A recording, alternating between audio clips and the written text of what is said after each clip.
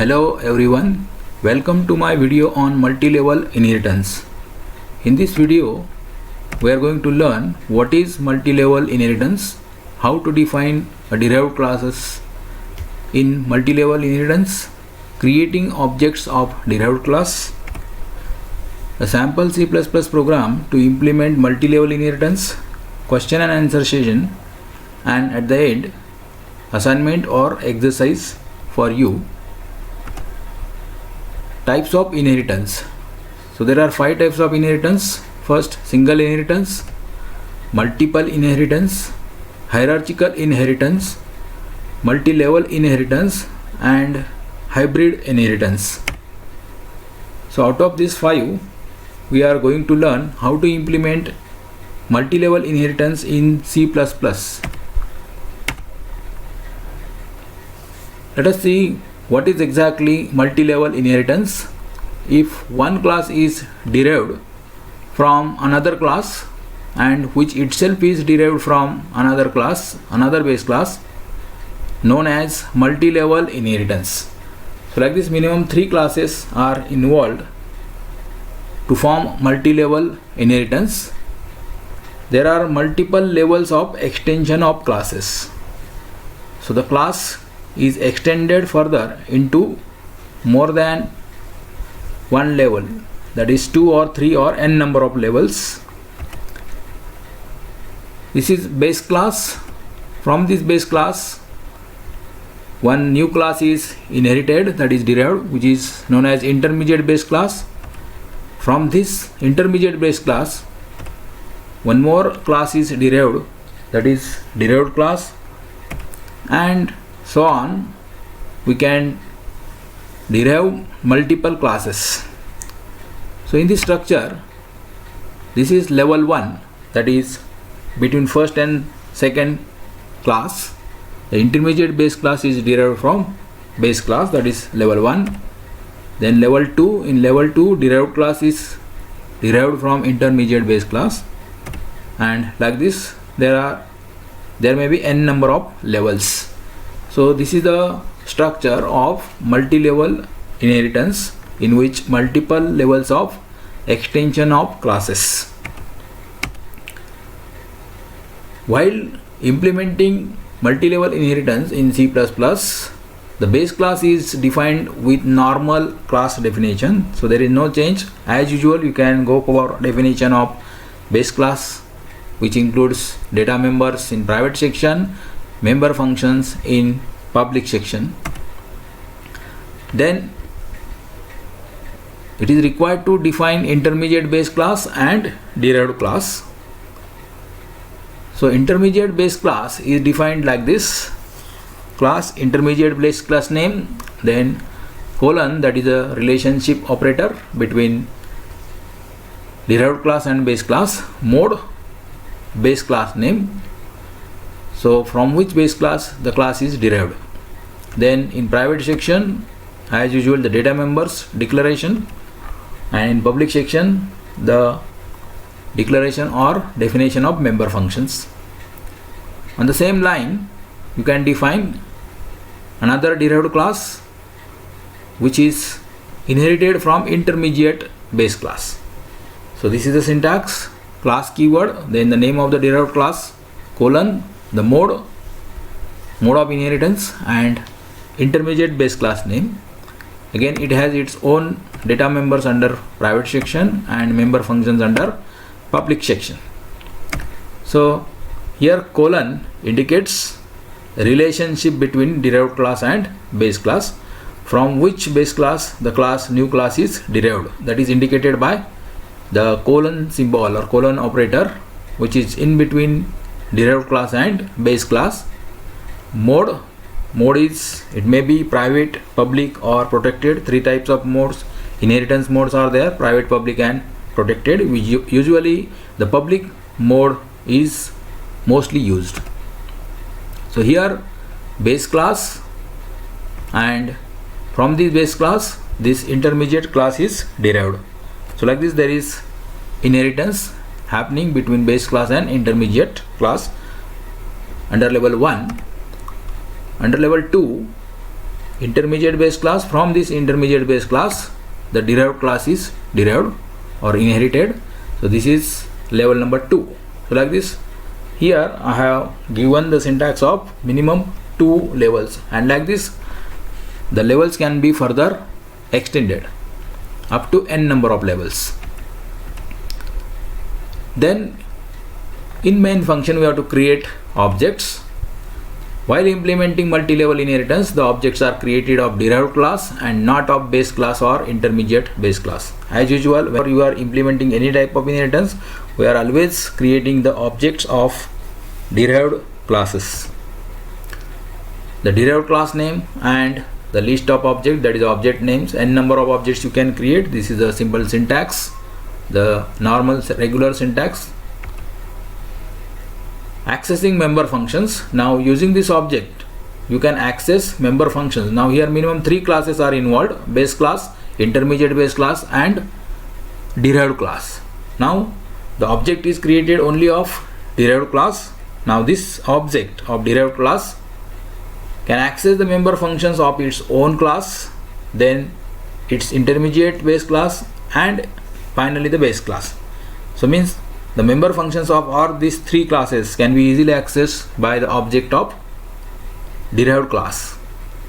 So in this way, the object dot base class member function with arguments, object dot intermediate base class member function with arguments, object dot derived class member function with arguments. So like this, the object can access any member functions out of any these 3 classes under multi-level inheritance. Let us implement multi-level inheritance in a C++ program using one problem. This is the problem definition. Write a C++ program to implement multi-level inheritance as shown in figure. Accept roll number, name and marks of student and display the total marks along with the information or data of student.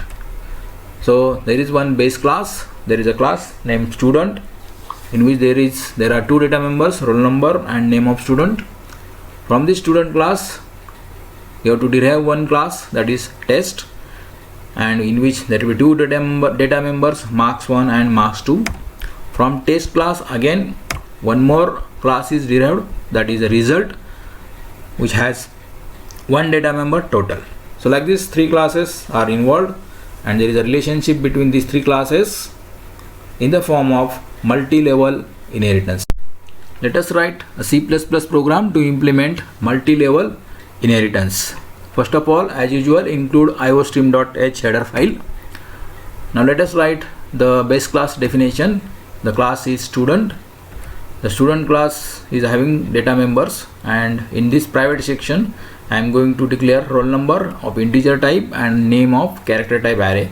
So this is the private section. The private section label is not indicated here, and by default if it is not indicated it will be considered as private.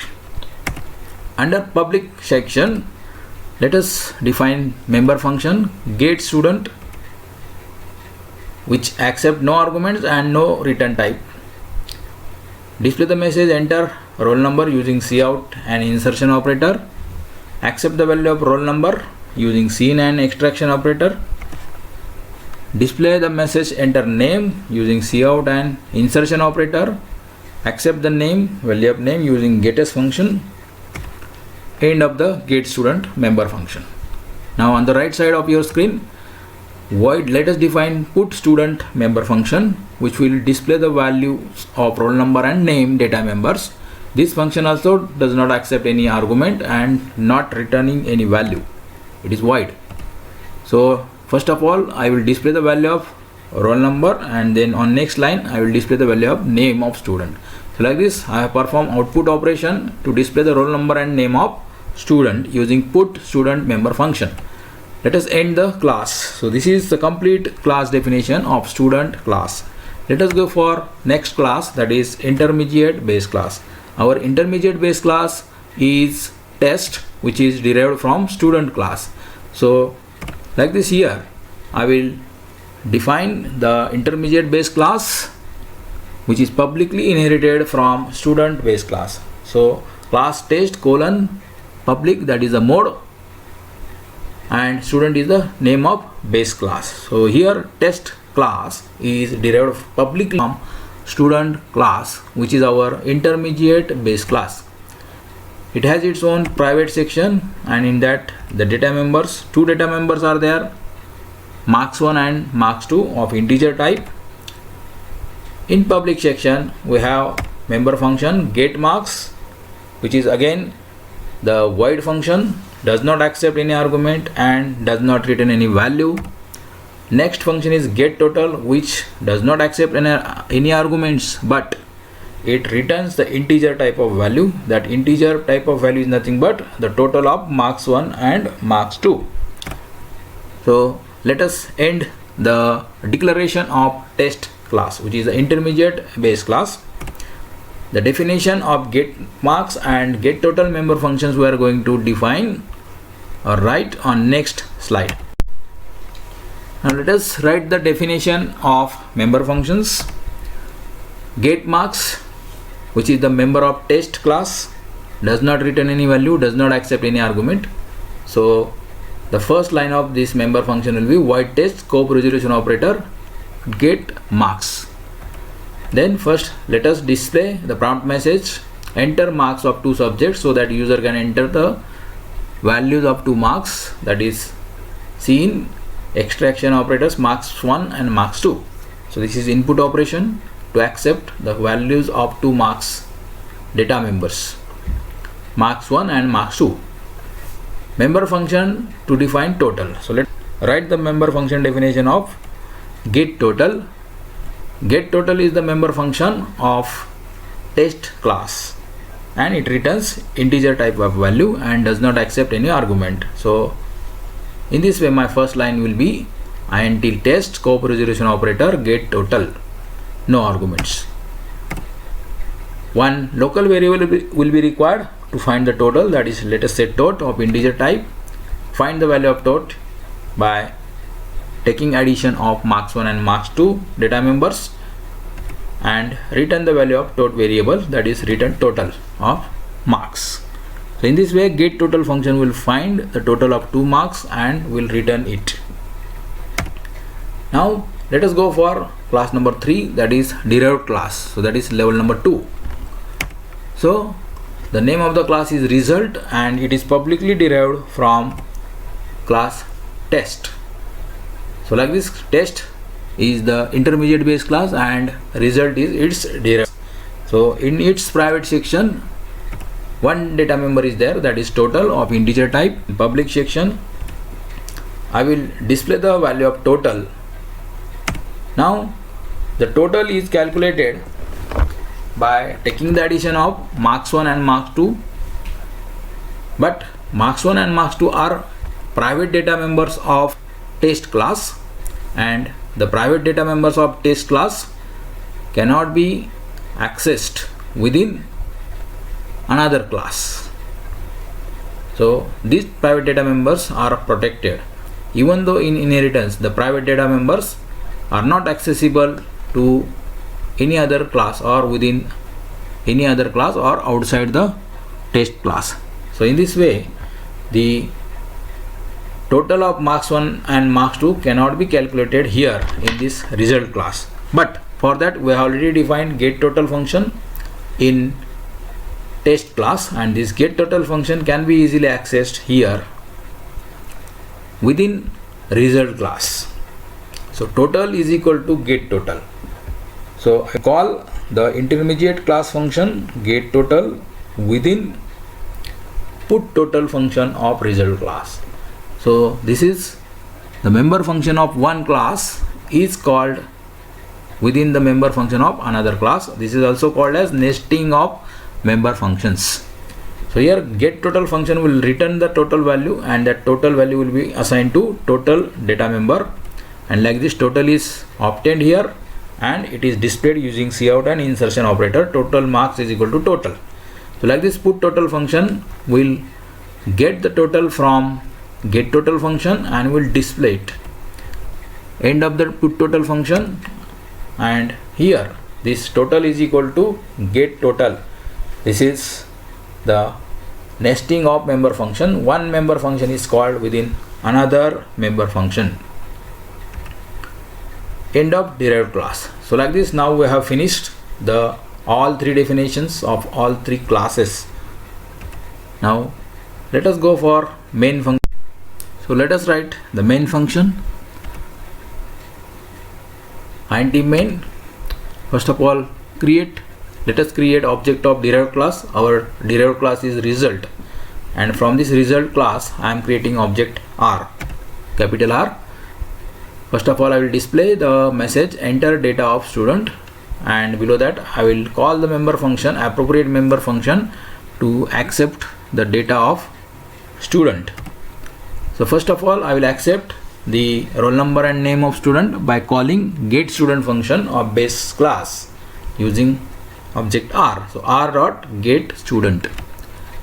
Then I will call get marks function, that is which is the member function of intermediate base class, and here this function will accept the values of two data members, marks 1 and marks 2. So like this, the get marks function is called using object R dot get marks.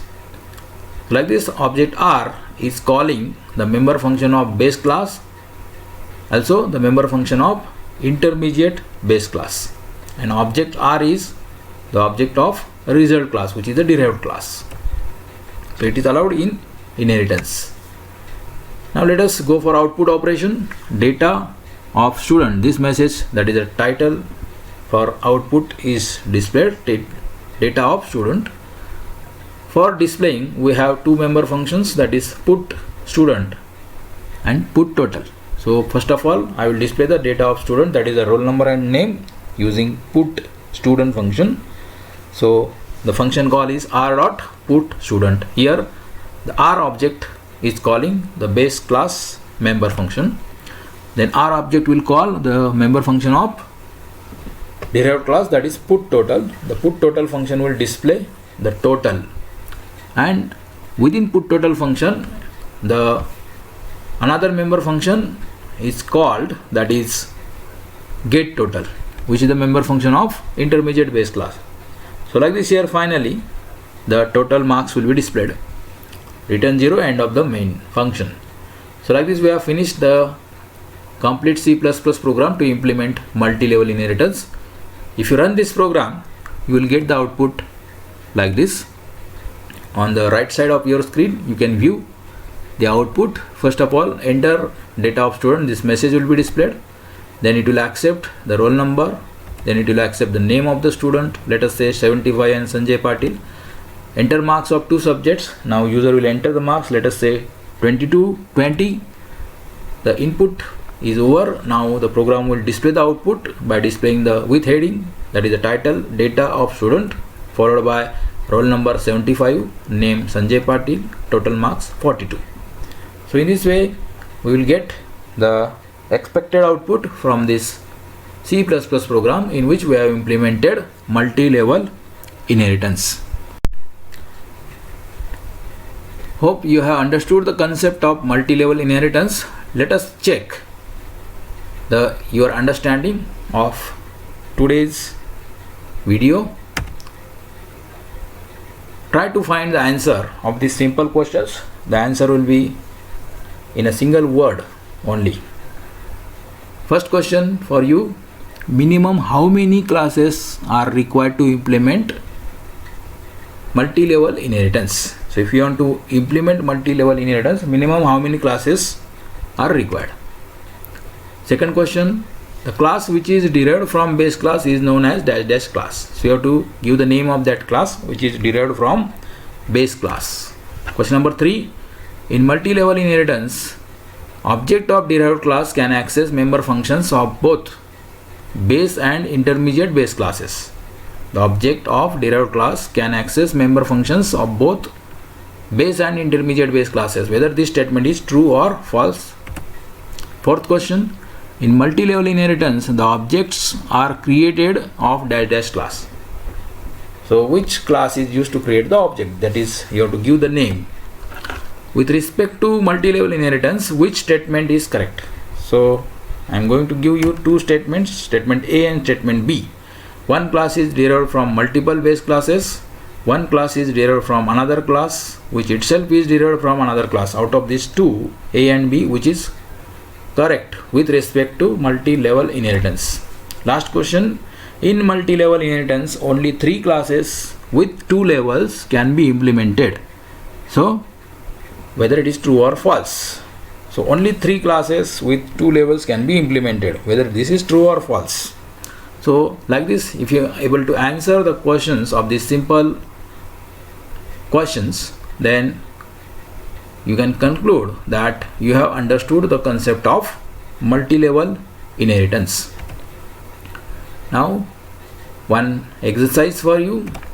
Write a C++ program to implement the multi-level inheritance as shown in figure. Accept and display information of one car. So you have to define one class. The name of the class is car. The one data type is car type. Then from this car class, you have to derive another class. The name of the class is brand, which has 2 data members, brand name and speed of car. From this brand class, again you have to derive model class, and in this model class there are 2 data members, model name and price. So this is information of car, that is the type of car, brand name of car, speed of car, model name of car and price of car. Okay, some examples are given. You may use the car, that is a sports type of car, hatchback type of car, SUV car, van type of car, etc. Brand may be Maruti, Hyundai, Honda, Toyota, etc. and model may be i20, WagonR, CT, Fortuner, etc. So like this, this is the data that which represents car type, brand name, model name, right? And this is for your understanding. Now with the help of this problem definition and given figure, now you should able to write C++ program to implement multi-level inheritance. Thank you for watching this video on multi-level inheritance.